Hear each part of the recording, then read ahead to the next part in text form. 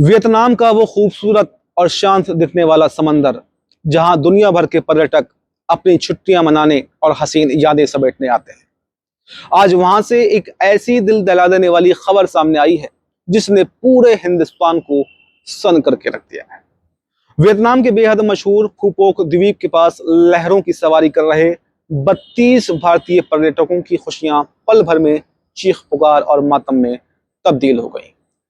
पर्यटकों को लेकर जा रही एक तेज रफ्तार स्पीड बोट अचानक समंदर के बीचों बीच अनियंत्रित होकर पलट गई और इस दर्दनाक हादसे में अब तक 15 पर्यटकों की मौत की पुष्टि भी हो चुकी है, जिसमें से 13 पुरुष और 2 महिलाएं शामिल हैं। हालांकि वियतनाम बॉर्डर गार्ड्स के युद्ध स्तर पर चले रेस्क्यू ऑपरेशन की बदौलत 21 भाग्यशाली लोगों को सुरक्षित बाहर निकाल लिया गया है।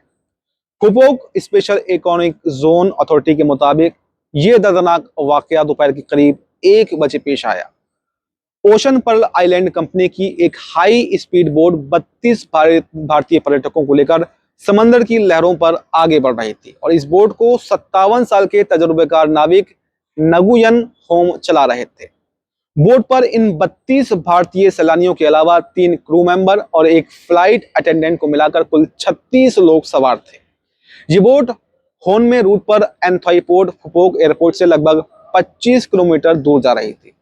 सब कुछ बिल्कुल सामान्य से चल रहा था। सैलानी समंदर की खूबसूरती को अपने कैमरों में कैद कर रहे थे, अपनी यादगार तस्वीरें अपने दिमागों के अंदर खींच रहे थे। लेकिन तभी नगोई द्वीप से महज 400 मीटर की दूरी पर बोट में अचानक एक बेहद गंभीर तकनीकी खराबी आ गई। स्पीड बोट ने अपना नियंत्रण अचानक से खो दिया और देखते ही देखते पूरी की पूरी बोट समंदर के अंदर गहरे पानी में पलट गई और उस पर सभी सवार यानी कि 36 लोग उफनती हुई लहरों के बीच जिंदगी और मौत की जंग लड़ने लगी।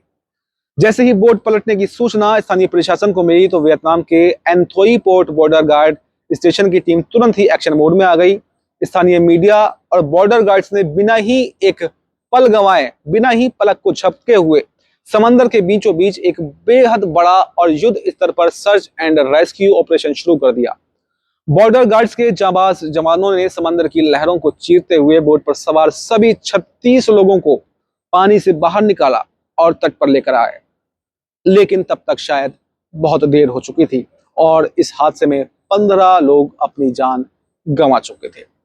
डॉक्टरों के मुताबिक मरने वालों में 13 पुरुष और 2 महिलाएं शामिल हैं और वहीं दूसरी तरफ मौत को मात देकर पानी से जिंदा निकाले गए 21 भाग्यशाली घायलों को तुरंत ही एम्बुलेंस के जरिए नजदीकी चिकित्सा केंद्रों और अस्पतालों में भर्ती करा दिया गया है, जहां पर उनकी हालत अभी फिलहाल स्थिर बनी हुई है। डॉक्टरों की विशेष टीमें रात दिन उनके इलाज और देखभाल में जुटी हुई हैं। इस भीषण हादसे की संवेदनशीलता और गंभीरता को देखते हुए भारत सरकार और वियतनाम में स्थित भारतीय दूतावास तुरंत पूरी तरह से एक्टिव हो गया और वियतनाम में ही नियुक्त भारतीय राजदूत इस पूरे मामले पर खुद नजर बनाए हुए हैं और वहां के उच्च अधिकारियों और प्रशासनिक अमले से लगातार सीधे संपर्क में हैं ताकि स्थिति का बिल्कुल अपडेट दिया जा सके।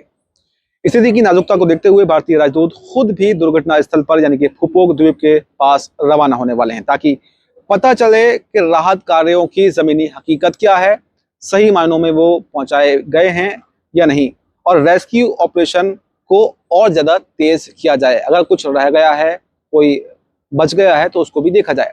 संकट की इस भीषण घड़ी में अपनों से दूर और बुरी तरह से घबराए हुए भारतीय परिवारों को हर संभव मदद पहुंचाने के लिए दूतावास ने अपनी पूरी ताकत कहें तो झोंक दी है। प्रभावित भारतीय नागरिकों को तुरंत on ground support, medical assistant और कानूनी कागजी कार्रवाई में मदद करने के लिए भारतीय दूतावास ने अपनी 2 विशेष और हाई लेवल टीमों को तुरंत ही घटनास्थल के लिए रवाना भी कर दिया है। ये टीमें हो ची मिन सिटी और हनोई से भेजी जा रही हैं। रणनीतिक योजना के मुताबिक इनमें से पहली टीम आज शाम तक फुपोक द्वीप पर पहुंच जाएगी, तो जबकि दूसरी टीम देर रात तक दुर्घटना स्थल पर पहुंचकर मोर्चा संभाल लेगी। ये दोनों टीमें न केवल अस्पतालों में भर्ती घायल परिवारों के इलाज की निगरानी करेंगी बल्कि वहां पर वियतनाम के स्थानीय प्रशासन के साथ में मिलकर मृतकों के शवों का ससम्मान और पूरी कानूनी प्रक्रिया के साथ ही जल्द से जल्द भारत भेजने की व्यवस्था भी करेंगी। और इसके साथ ही इस हादसे के बाद में भारत में मौजूद पीड़ित परिजनों की सांसें अटकी हुई हैं और उनके लिए भी अपनों की सही सलामती और पल पल की सटीक जानकारी साझा करने के लिए भारतीय दूतावास ने हो ची मिन्ह सिटी और हनोई में 24x7 काम करने वाली विशेष इमरजेंसी कंट्रोल रूम स्थापित कर दिए हैं।